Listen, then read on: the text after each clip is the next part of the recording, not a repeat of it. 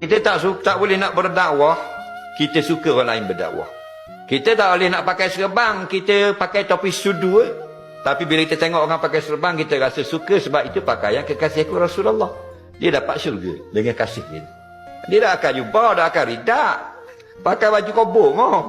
Faham? Baju depan Power Ranger. Belakang Ajinomoto. Belakang. Faham lagi? Baju gitu je pakai. Faham? Dia tengok orang pakai jubah, pakai ridak, pakai serban, pakai kopiah, orang berjanggut. Dia rasa suka. Dia tak pakai pun dia suka. Kenapa? Kerana itu pakaian kekasih dia. Itu juga boleh membawa dia ke syurga. Daripada kita pakai serban pagi, petang, siang, malam, tapi sombong dengan orang lain. Maka dapat neraka Allah. Na'udzubillah. Tak boleh jadi orang baik, kasih pada orang baik, tak boleh. Tak boleh nak cakap yang baik, diam. Apa maksud diam? Dengar orang baik cakap. Dalam Facebook, kita tak mana nak tulis hadis, nak tulis ayat Quran dan sebagainya. Tak payah tulis, mengambil orang tulis dah banyak.